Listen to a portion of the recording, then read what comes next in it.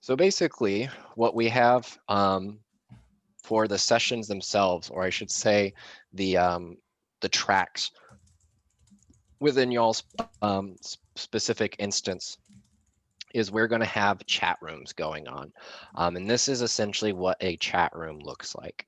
Right now, you do not have a moderation, access tied to your account. So that is kind of the first important key for us as our system is anybody who is going to be, having moderation abilities. We just need to know who those people are beforehand to make sure their accounts are equipped with those specific permissions.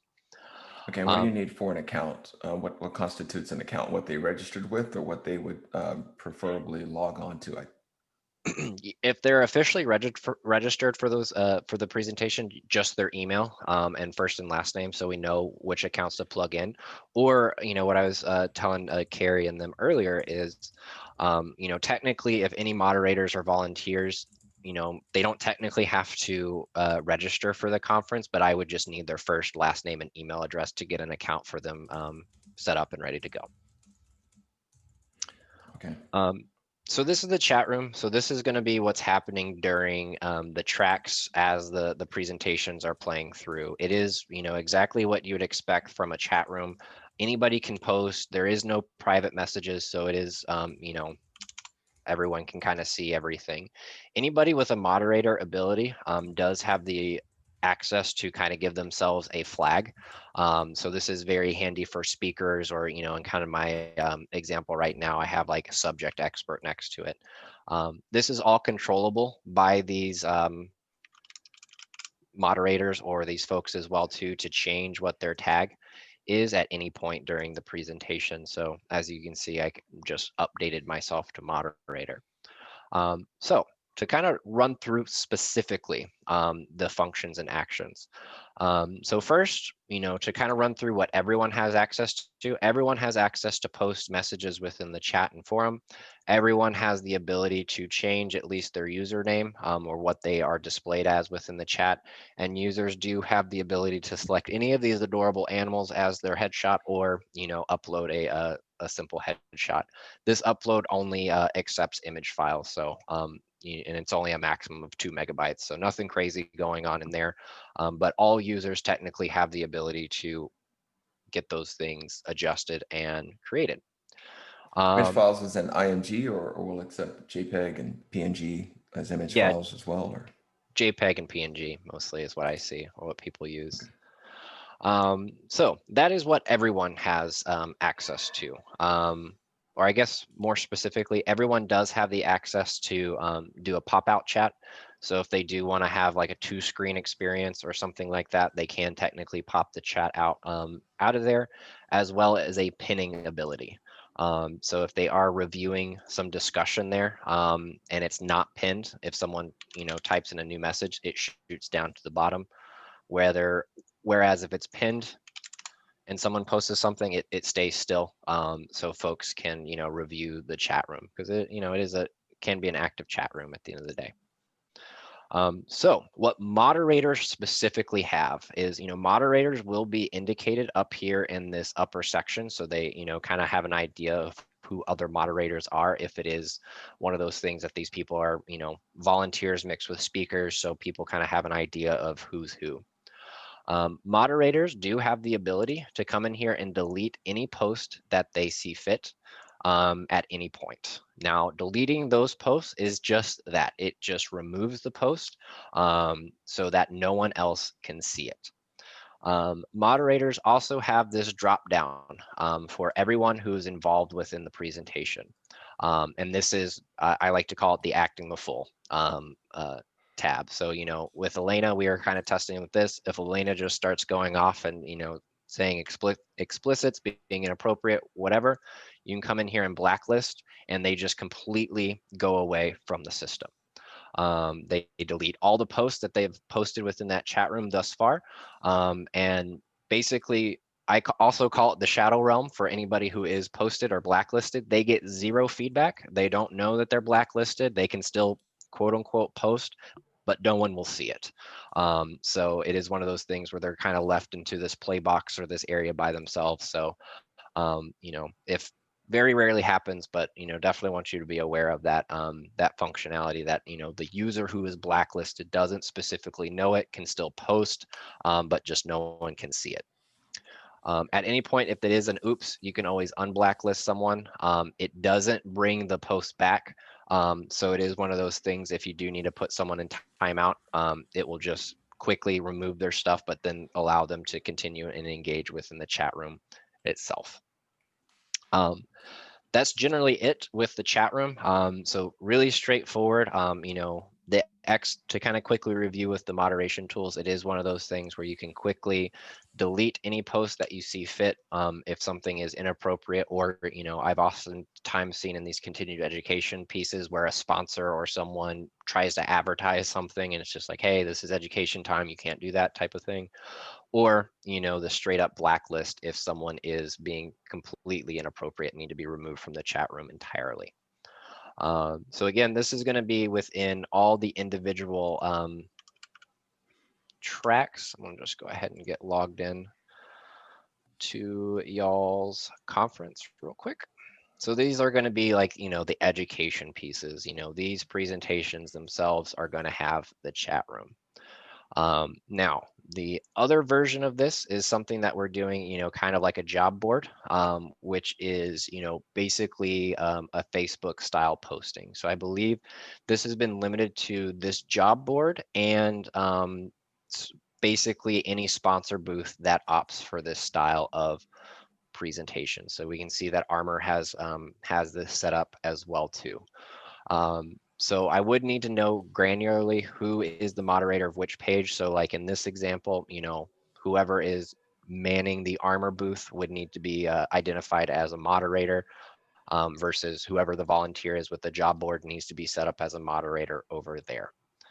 Now, so going into the forum style of interactivity, it is, visually a little different, but all the concepts are, the same. So test post, it's a Facebook style post. So once someone, posts something, people can like or comment or reply to it. So this is a test reply.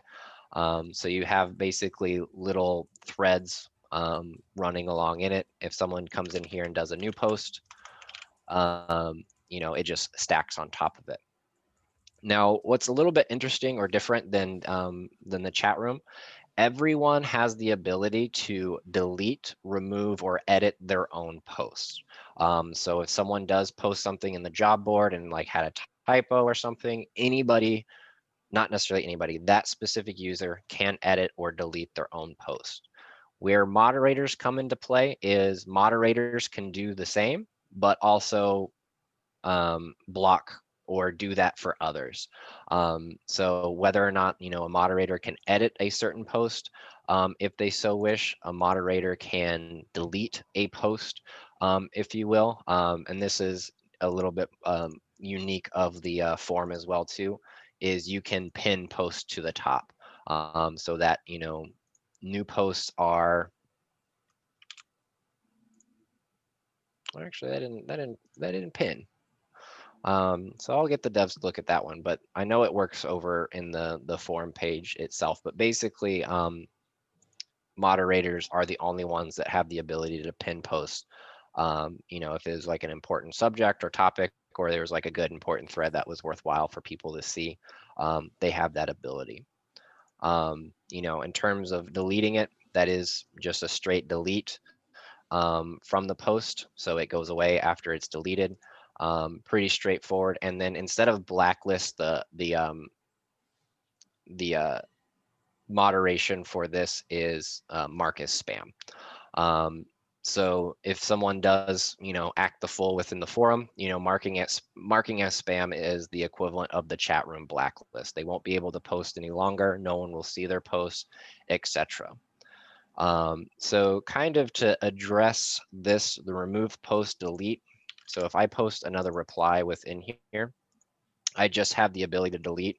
So if there is a thread that just gets out of control, as opposed to just deleting each individual post, you can come in here and just remove the instance entirely. So that will not only remove the original post, but all the replies within it as well too. So That's generally the 411 with moderators. Kind of what's a little different than the forums is is a particular setting, so we can allow people to update their uh, avatars or whatever, but it's all connected to the account. So even if I come over here and change myself to an owl, or upload a headshot or something like that, if I come back over here and hit refresh, I'm going to be an owl going forward. So all these avatars of what people choose for the chat and forum are interconnected. So it is, nothing super crazy in terms of, hey, we need to get a headshot set up for your forum versus chat. It is all kind of one and the same. And that's generally it. With forums, they do stick around longer. They are intended for kind of long-term instances of setup. So, that's why it's a little bit more Facebook style. So users do have the ability to modify any settings that they would like to be notified of certain posts within here. Just so you're aware, we do not opt anybody into this by default. Everyone has to opt in for these notifications. This is going to be probably the most pertinent for the job board. So it's probably in something to, that we could add to the FAQ or a blurb above this job board. If someone posts a resume or posts a job board, they may want to be like, hey, notify me when someone replies to one of my posts. And then they have the option to be notified immediately, twice per day or 4 times per day, and that will just kind of cluster the replies up so they don't get an email as soon as someone posted it. And these notifications are specifically sent via email.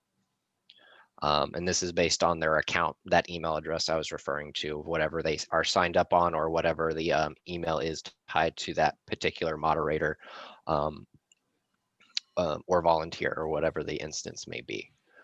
But that is generally the 411. Is that all making sense? It is one of those things where it's mostly just knowing where the buttons and levers are, but definitely want to open up any kind of questions that you may have after that rundown. No, thanks. No, that was really succinct. But one question that I do have is, are we able to speak at all, the moderators or the folks who are contributing to the chats? Excellent question. No, there is no verbal through here. These chats and forums are 100% text-based. And I can't remember who's who or who's responsible for everything on your side, but I know in terms of offerings of what you're offering booths or sponsors is basically the options that last I heard that we are presenting to all of your exhibitors or sponsors is, hey, you can either use a CE21 forum at the bottom of your page, and that forum works exactly how we just ran through all the functionality there, or they can supply their own. And supplying their own basically refers to them providing some sort of Zoom or GoTo or whatever kind of webinar service that they're used to. We can get a hyperlink on their booth, and when they click it, they get navigated to the Zoom or GoTo instance of their choosing. So if a exhibitor or sponsor opts for that, obviously there is voice communication capabilities through those softwares, Okay. if that makes Yeah, sense. it does. It does. Awesome. It probably goes without saying, but since we are recording, I'm going to be sharing it with everyone. If any of the exhibitors opt for this, they are responsible in terms of they manage it, they control the settings, and it's completely out of our hands in terms of moderating, making sure everything is working within that booth of how they need it to. So that's generally the 411. All right. All right. Well, thanks, Clint. Yeah. I think this is good for the recording. Yeah, absolutely. I hope so.